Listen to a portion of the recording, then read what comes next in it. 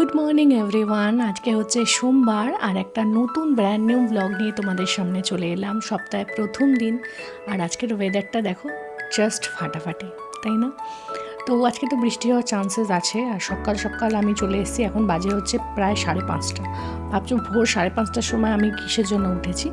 Actually সপ্তাহের প্রথম দিন আর একটু মোটিভেশন নিয়ে আজকে থেকে ওয়ার্কআউট শুরু করলাম। আমরা বলতে আমি আর ওর মাসির মেয়ে, আমরা দুজন জড়িদার আমরা চলে এসেছি ওয়ার্কআউট নিয়ে। আমাদের ওয়েটটা তো ডেফিনেটলি খুবই বেশি, তো সেটার জন্য আমাদের ওয়ার্কআউট আমরা শুরু করতে চলেছি। মানে সানডে থেকেই শুরু করে দিয়েছি, সানডে সন্ধ্যাবেলা থেকে। আবার মানডেতে আবার সকালবেলা এসেছি, রীতিমতো কার্ডিও করে অবস্থা খারাপ। দেখতেই পাচ্ছ কীরকম পরিমাণে ঘাম হয়েছে।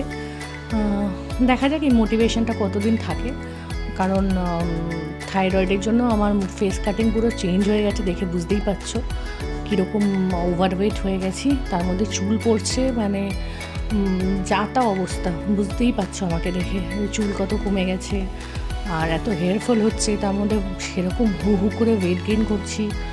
তো শুধুমাত্র ডায়েট করে কোনো কিছু পসিবল নয়, আমি জানি। তাই জন্য আবার শুরু করলাম, আর নিচে এলাম। এবার ওয়ার্কআউট করার পর একটু চিয়া সিড খেলাম ওয়ার্ম ওয়াটারের সাথে, আর মাথায় ভালো করে তেল দিয়ে নিয়েছি।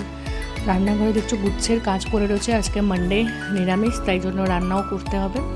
তো রান্নাঘরটা ওই জন্য আমি আগে বাসন টাসনগুলো মেজে রান্নাঘরটা ক্লিন করে নিচ্ছি। ভোরবেলা উঠলে না হাতে অনেকটা সময় পাওয়া যায় গুছিয়ে কাজ করার। আর আজকে থেকে আমাদের 10:30টার মধ্যে অফিস ঢুকতে হবে। তো 10:30টার মধ্যে অফিস ঢুকতে গেলে ডেফিনেটলি আমাকে এমনিতেও সকালবেলা উঠতেই হতো, তার মধ্যে এখন অ্যাড হয়েছে এই ওয়ার্কআউটটা। তো সব কাজ সময়ের মধ্যে গুছিয়ে না করলে 10:30টার মধ্যে অফিস পৌঁছানোটা খুবই মুশকিল, কারণ আমার যেতে টাইম লাগে প্রায় 1 ঘন্টা। তো সেই জন্য আরও তাড়াহুড়ো করে কাজ করা। আর আজকে রান্না করব হচ্ছে ফুলকপি, একটা বিগ বাস্কেটে অর্ডার দিয়েছিলাম, বাট ফুলকপিটা যা তা অবস্থা দিয়েছে, মানে কী আর বলবো। তো কিছু বলার নেই। 500 গ্রামের ফুলকপি ওখানে দেখাচ্ছিলো, দিয়েছে হয়তো 200-250 গ্রামের একটা ফুলকপি ছোট্ট। তো ওটাই একটু সয়াবিন আলু দিয়ে তরকারি করে নিয়ে অফিস চলে যাব, আর সঙ্গে ব্রাউন রাইস নেবো। একবেলা ব্রাউন রাইস খাচ্ছি, আরেকবেলা রুটি ফুটি খাচ্ছি। তো বাঙালি তো ভাত না খেলে যেন পোষাবে না, বুঝেছো তো। তাই ব্রাউন রাইসটা খেলেও সেই ভাতের ক্রেভিংসটা, আমাদের যে সাদা ভাতের ক্রেভিংসটা, সেটা তো ডেফিনেটলি ফুলফিল হয় না।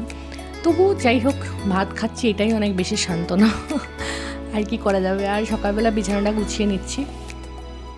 আর আজকে আমি তোমাদেরকে ভয়েসটা দিচ্ছি হচ্ছে মঙ্গলবার, তো সোমবার দিন ব্লগটা এন্ড করেছি, কিন্তু ভয়েসটা দেওয়ার আর সময় হয়নি, কারণ ভোর 5টার সময় উঠে ওয়ার্কআউট করে সারা ঘরের কাজ সামলানো, তারপরে পরের মানে আবার অফিসে জার্নি করে যাওয়া, জার্নি করে আসা, ঘরের সমস্ত কাজ করা, তো সব কিছু করে না ব্লগটা তো কমপ্লিট হয়, কিন্তু সেম ডেটে ভয়েস দেওয়া পসিবল হয় না। তো সেই জন্যই আমাকে পরের দিন ভয়েস দিতে হচ্ছে।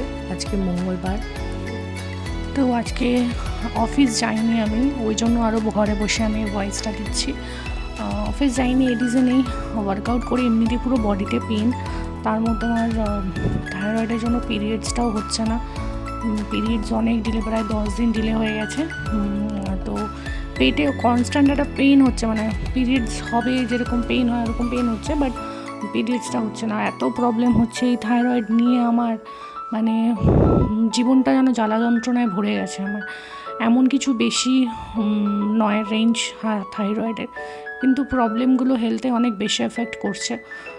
চুল উঠছে, ডাবল চিন হয়ে গেছে, স্কিন র্যাশেসে ভরে যাচ্ছে, তারপর আবার লিভারের প্রবলেম আছে। মানে সব নিয়ে আমি জানি না আমি এই সিচুয়েশানগুলো থেকে কবে মুক্তি পাবো। অনেক দিন লাস্ট সেই 2021 থেকে আমি না হেলথ নিয়ে প্রচণ্ড ভুগছি। মানে মাঝের মধ্যে মনে হয় আমার বাড়ির লোক আমাকে কী করে মানে টলারেট করছে, কারণ একজন বাড়িতে সবসময় যদি অসুস্থ থাকে না, দেখবে ভালো লাগে না। 1-2 দিন অসুস্থ ঠিক আছে, কিন্তু কনস্ট্যান্ট একটু ঠিক হচ্ছে আবার বিগড়াচ্ছে, একটু ঠিক হচ্ছে আবার বিগড়াচ্ছে। মানে কি বলবো বলো, রাহুর দশা চলছে তো, আগেও আমি বলেছি। আমি দেখি, আমি এগুলো খুবই দেখি, হরোস্কোপ, অ্যাস্ট্রোলজি। তো আমার ভোগা কবে শেষ হবে আমি জানি না, আই ডোন্ট নো। তো সেইগুলো থেকে একটু হেলথের দিকে একটু বেশি আমি কনসার্ন হচ্ছি। যাতে ওষুধ কম খেতে হয়, ডক্টর কম দেখাতে হয়, নিজের ট্রিটমেন্টটা যদি নিজের হাতেই থাকে, যদি ওয়েট লসটাই আমার মেন সব কিছুর মেডিসিন হয়, তাহলে ওয়েট লস করার দিকে মোটিভেশনটা রাখাটা বেশি ইম্পর্ট্যান্ট। তো যাই হোক, দেখতেই পাচ্ছ অফিসে ঢুকে গেছে আর কীরকম পরিমাণে বৃষ্টি আরম্ভ হয়েছে, আর আমি অফিসে টোটালি একা। তো তাই একটুখানি ভিডিও করছি। আমাদের অফিসে তো বেশি স্টাফ থাকে না, আমাদের অফিসে অ্যাকচুয়ালি আমি ব্যাক অফিসে আমাদের কাজ হয়। তো আমার হচ্ছে ফিলিংগুলো করা, বা আমাদের যে হোম কেয়ারের পেশেন্টগুলো চলে সেগুলোর আপডেট নেওয়া, সিস্টারদের কাছ থেকে ভাইটালসগুলো নেওয়ার থাকে, ডক্টরদের মিটিং রিমাইন্ডার দেওয়ার থাকে, মানে এই সমস্ত কিছু আমাদের হ্যান্ডেল করতে হয়। তো আমাদের অফিসে ওই জন্য খুব একটা বেশি স্টাফ থাকে না, ম্যাক্সিমাম সব মার্কেটেই থাকে, যারা মার্কেটিংয়ে রয়েছে। আর ব্যাক অফিসে আমি রয়েছি, আরেকজন রয়েছে, তো সেও আজকে বেরিয়েছে। আর এখানে মুষলধারে বৃষ্টি নেমেছে। আমার না এরকমভাবে আননোন জায়গায় একা একা থাকতে খুব ভয় লাগে। আর অফিসে একজন দাদা আছে, 2-3বার এসে বেল টিপেছে, আর আমি না বাইরে বেরিয়ে দেখতে পাচ্ছি না, মানে আমাকে ভয় দেখানোর জন্য। আর আমি জাস্ট লিটারেলি ভয় পেয়ে গেছি, কী রে বাবা। আর পাশেই একটা ফ্ল্যাট হচ্ছে, মিস্ত্রিরা সব কাজ করছে। তো আমি ভাবলাম কেউ আবার কোনো রকমভাবে বদমাইশি করছে কিনা। তো দেখো বৃষ্টিটা কি ভালো লাগছে না, কতদিন পর এত গরমে আমাদের জাস্ট নাজেহাল অবস্থা হয়ে গেছিলো। তো ভাগ্যিস একটু বৃষ্টিটা পড়েছে, মানে এসির মধ্যে থেকে থেকে স্কিনের 12টা আরোই বেজে যাচ্ছে। তোমরা যারা এসিতে থাকো তারা জানো কীরকম পরিমাণে ময়েশ্চারাইজার মেখে তারপরে এসিতে শুতে যেতে হয়। আর আমি তো রাত্রেবেলা এত বেশি টায়ার্ড থাকি, কোনোভাবে একটু স্কিনে সিরামটা লাগাই, আর আমার একটু ঠাকুর প্রণাম করার থাকে, করে আমি জাস্ট শুয়ে পড়ি। আর এত বৃষ্টি হচ্ছে, আমি বিশ্বাস করে বুঝতেই পারিনি কীরকম পরিমাণে রাস্তায় জল জমে গেছে, দেখেছো, বুঝতে পারছো? আমার ভিডিওটা হয়তো একটু আটকে যাচ্ছে, কারণ আমার ব্যাক ক্যামেরাটা না খুব প্রবলেম করছে, জানি না কেন। তো একেবারে যদি কোনোদিন আমার চ্যানেল ভালো পর্যায়ে চলে যায়, তাহলে সেদিন আমি একটা ভালো ফোন কিনবো। তার আগে অবধি ফোনের পিছনে আমি মানে কোনো কিছুর পিছনে, ফোনের পিছনে অ্যাটলিস্ট আমি আর কোনো খরচা করবো না। তো তোমাদের সাথে শেয়ার করলাম। এই জায়গাটা হচ্ছে 1 নম্বর, মানে এয়ারপোর্ট 1 নম্বর। তো কীরকম পরিমাণে জল হয়েছে দেখেছো?